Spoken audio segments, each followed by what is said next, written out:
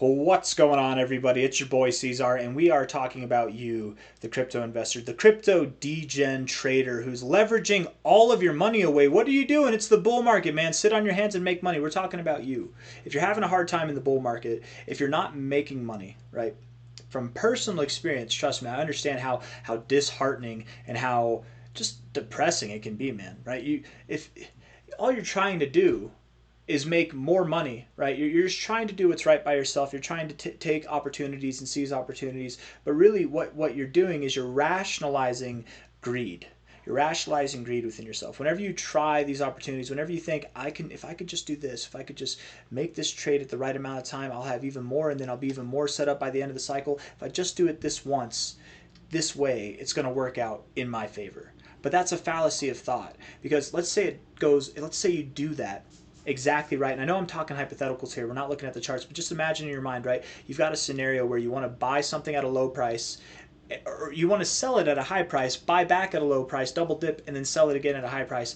And let's say it goes perfectly. It's flawless. You did it 100% right. What that does now is that makes you think that you are some kind of trading genius, or you're very lucky, or you're smart and you know what you're doing, and maybe you do, but all luck dries out at some point, right? And if you don't have proper risk management, it just takes once to clean you out. You could be right 10 times in a row, and that one time can just clean you out, man.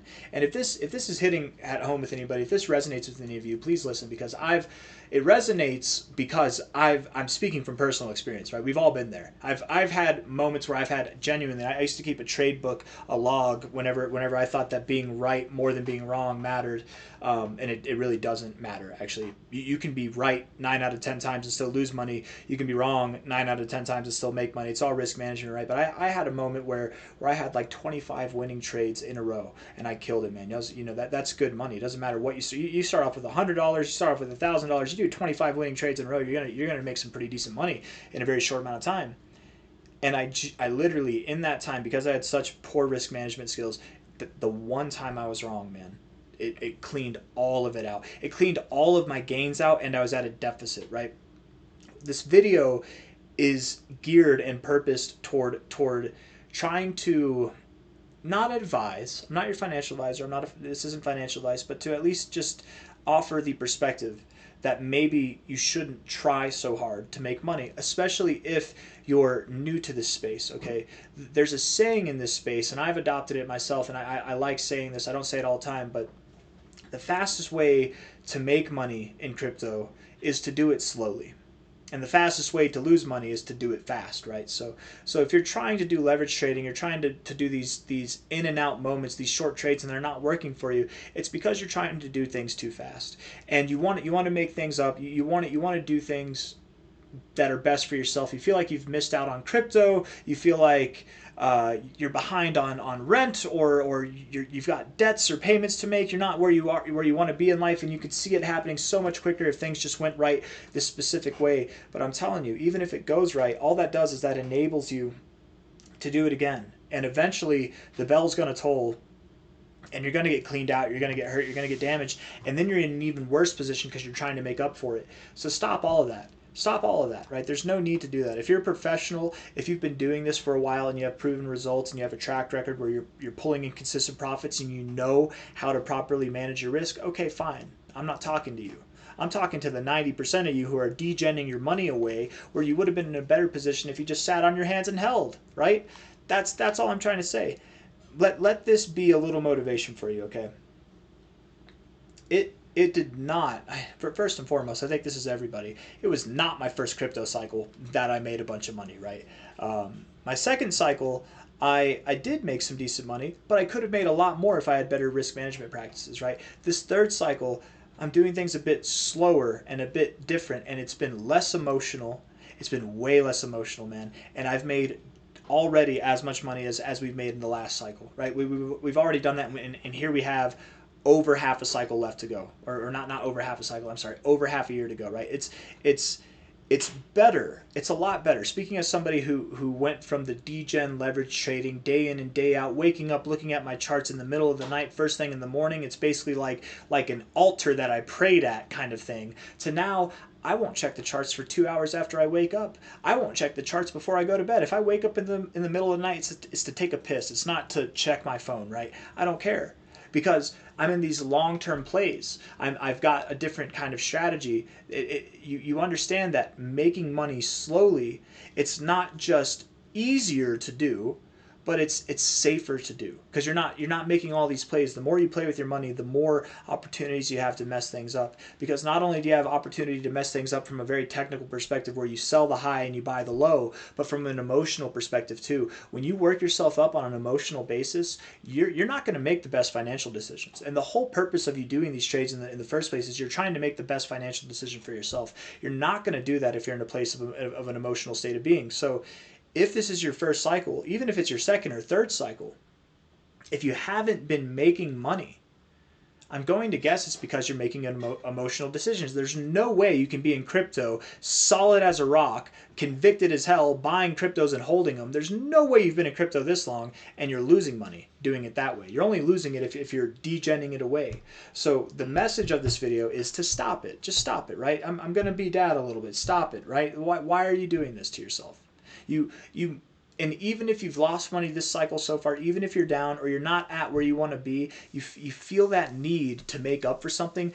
That should be a siren in your head. That should be an alarm in your head saying, hold up now. Maybe I'm not in the right space to make decisions. Okay. If you feel like you're behind and you have to make up for things, the best thing that you could probably do is just not do anything at all. Just let things play out. Because how many of you too who have lost money trading or doing things, would it have worked out better if you just didn't try at all, if you just sat, right? How many coins did you sell right before they popped off? How many coins did you buy right before they dumped because you're making these split decision emotional things? Stop it. Just stop it. Do your research. Pick your coins. We're late in the cycle now, but the beginning. We're basically at the beginning of this finale end. You are still in a position where, as long as you have skin in the game, as long as you're not at zero, you're still in a position where you can make a lot of money in a very short amount of time and probably make back anything you've lost and then some. You can still walk away profitable. Okay, if you're profitable, good. I'm not talking to you. You're profitable this far into the cycle. It's probably because you're either a successful trader, which you probably aren't watching this video if you are a successful trader because this video is not geared for you, right?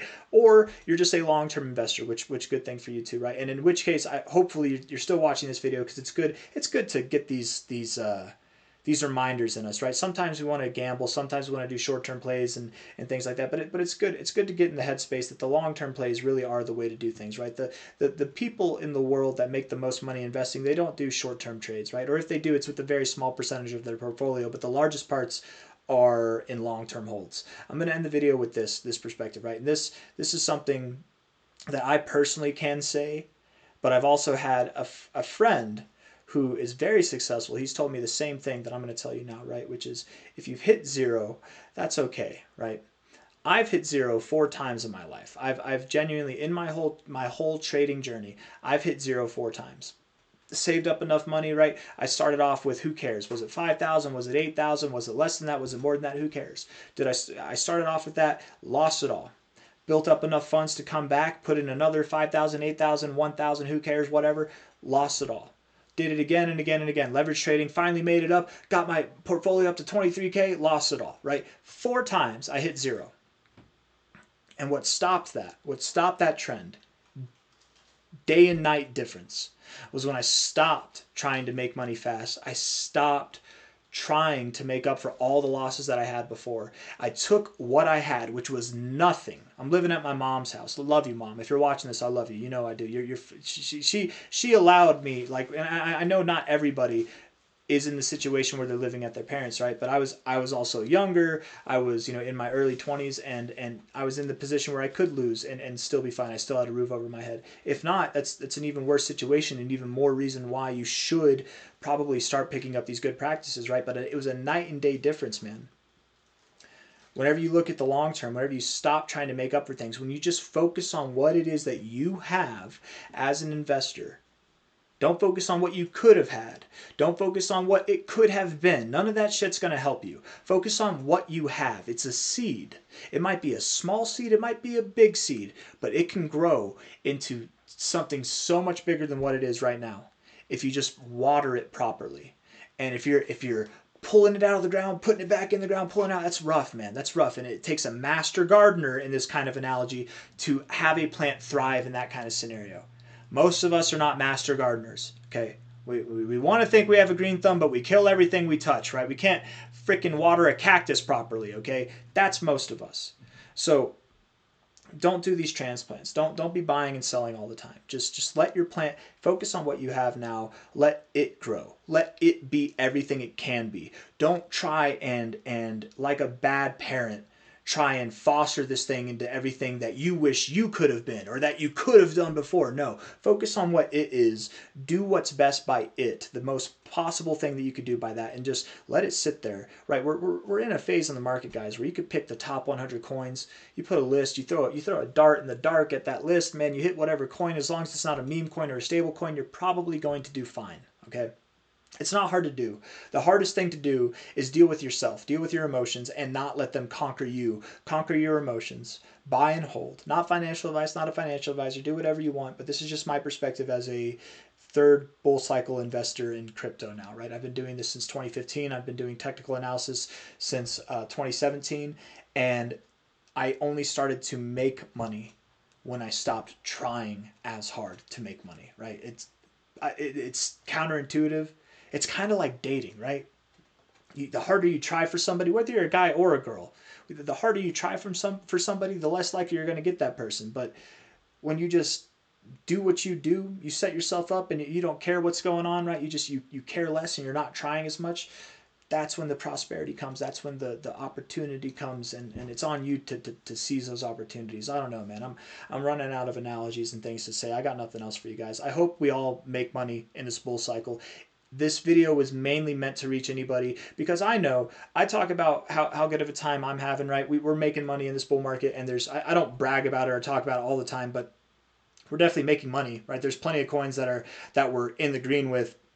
There's some coins that we've had losses with too, but it's made up with plenty of coins that we've I mean, Bitcoin Cash has done well, Litecoin's done well, XCN has killed it, Mana has done well, Compound as well. You know, I know they're all down right now from their relative highs, but from where we DCA'd at the beginning of the cycle, they're all up. So there's only been a few like Blue Zell, GTC, which those were never like substantial parts of our portfolios anyways. Blue Zell was kind of a lame one, but I'm talking about stuff that's not really relevant to this video, and I forget where I was going with that. But all I'm trying to say is, oh yeah, the reason why I made this video is because I know sometimes at this point in the cycle, it can seem a little bit disheartening whenever you're over a year into the bull cycle and you're not seeing any gains. It can be disheartening. The reason for that was probably, ask yourself, look yourself in the mirror. The reason for that is probably because you are trading it away. Stop trading it away. Stop making the emotional decisions. Just buy and hold, and you'll be better off that way, right? You would have been better off anyways. You already know that now.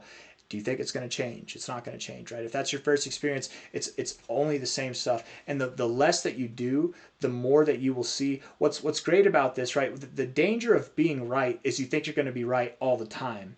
Where if you're hesitant and you do things slowly, it allows you to see where you were wrong, but because you didn't make these short-term plays, even though you're wrong, you're still making money. So it makes it easier to be wrong, where being right in this game can be rather hard and difficult. I don't know if that makes sense, but I'm going to end the video on that note. So hit the like button, subscribe if you want to see more content like this. Thank you all for being here. I'll see you on the next one. Take it easy. Bye-bye.